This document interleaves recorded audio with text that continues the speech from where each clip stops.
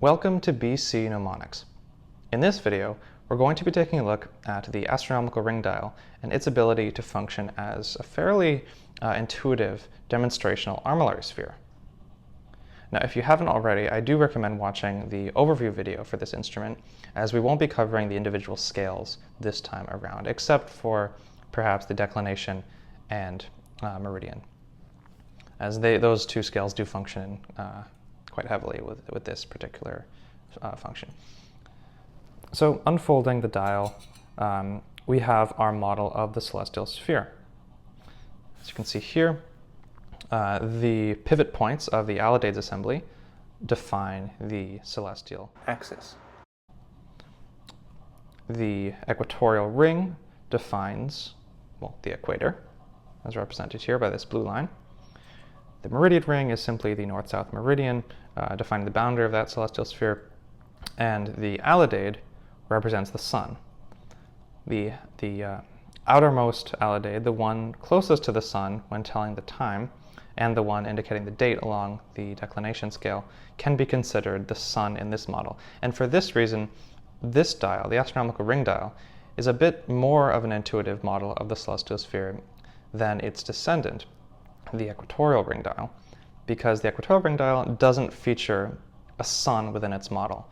It does feature that nodus which can trace out an imaginary sun, but in this case you have a physical sun within the model, which is this outermost sighting vane. As you can see, it's set for today's date, 23 degrees of Gemini, which is very close to the summer solstice, and as such is almost 23.4 degrees above the equator, sun's declination at the summer solstice.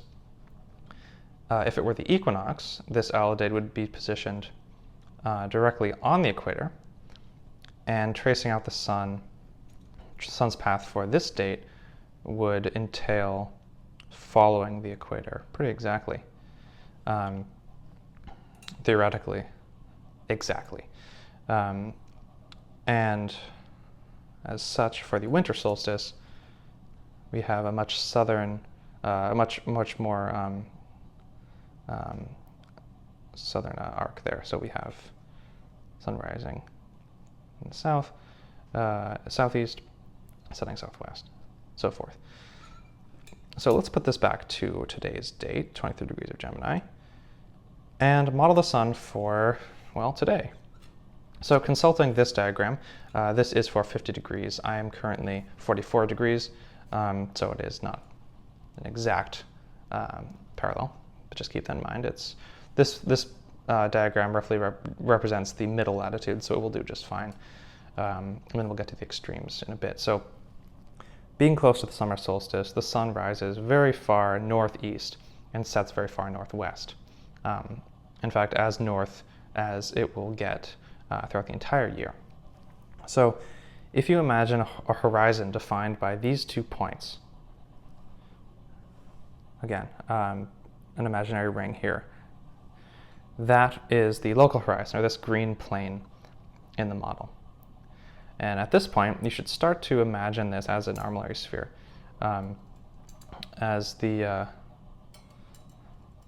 features of it are very close to those in an armillary sphere, except for the fact that there's no actual ecliptic band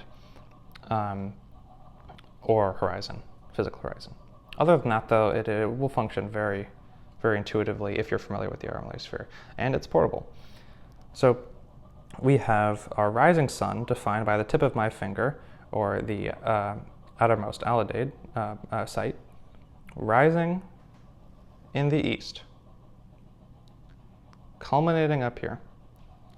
And this, thanks to this meridian scale, we can see how high in the sky it will culminate. You can see that degree. And again, continuing on its path, tip of my finger represents the sun. It sets below on the western horizon. So this demonstrates the path of the sun at the summer solstice, at the middle latitudes.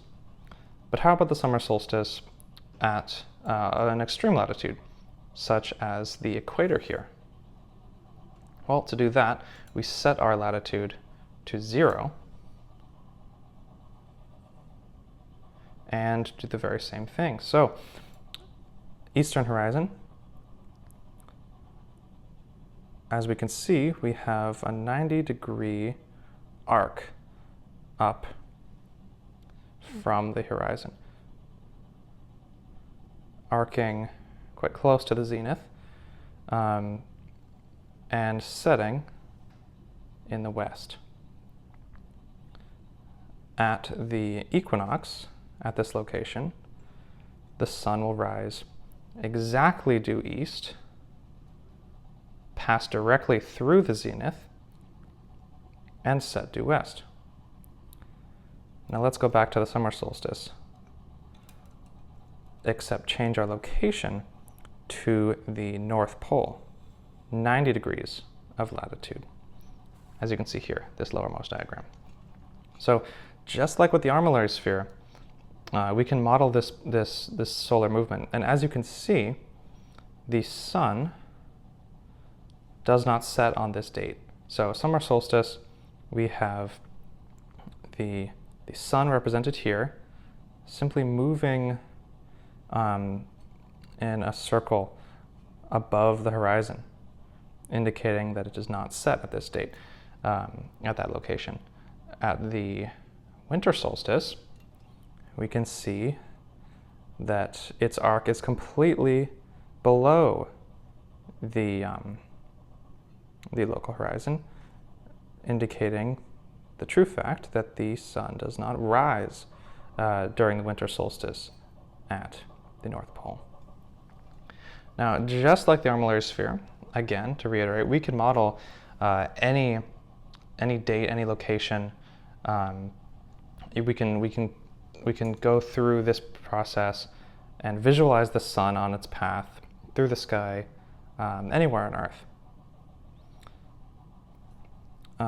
which lends this dial a very interesting additional function, being a very compact demonstrational armillary sphere.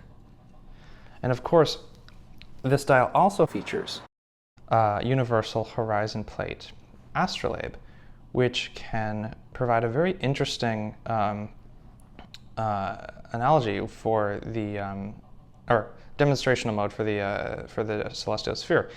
As from an educational perspective, you could demonstrate both the movement of the sun in this three-dimensional armillary sphere fashion, but also in the two-dimensional fashion using the stereographic projection to explain the very same concept.